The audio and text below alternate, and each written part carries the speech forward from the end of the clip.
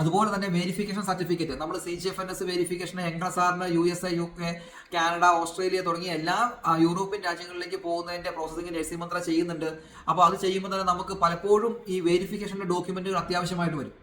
വെരിഫിക്കേഷനും good സ്റ്റാൻഡിങ്ങും നമ്മൾ website വഴി തന്നെയാണ് അപ്ലൈ ചെയ്യേണ്ടത്. പുതിയ ആപ്ലിക്കേഷൻ അല്ലെങ്കിൽ പുതിയ app only for Karnataka nursing കൗൺസിലിന്റെ റിന്യൂവലിന് വേണ്ടി മാത്രമുള്ളതാണ്.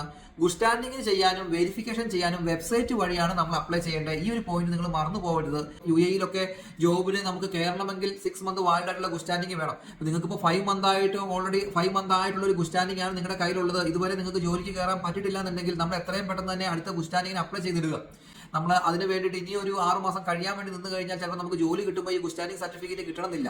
അപ്പോൾ അതുകൊണ്ട് തന്നെ അത് കഴിയുന്നതിന് മുമ്പ് തന്നെ നമ്മൾ അടുത്ത ഗുഡ് സ്റ്റാൻഡിങ്ങിന് അപ്ലൈ ചെയ്തിട്ട് എത്രയും പെട്ടെന്ന് ഗുഡ് സ്റ്റാൻഡിംഗ് സർട്ടിഫിക്കറ്റ് അറേഞ്ച് ചെയ്ത് വെക്കുക എന്നുള്ളതാണ് ഏറ്റവും റൈറ്റ് ആയിട്ടുള്ള ഡിസിഷൻ. വെരിഫിക്കേഷന്റെ പ്രോസസിംഗ്, ഗുഡ് സ്റ്റാൻഡിങ്ങിന്റെ പ്രോസസിംഗ്, യൂറോപ്യൻ കൺട്രീസിന്റെ പ്രോസസിംഗ്, DHA, MOH, HAD, സൗദിന്റെ ഒക്കെ data flow processing, good standing എടുക്കാനായിട്ടുള്ള എല്ലാ കാര്യങ്ങളും നഴ്സിംഗ് മന്ത്ര ഹെൽപ്പ് ചെയ്യുന്നുണ്ട്.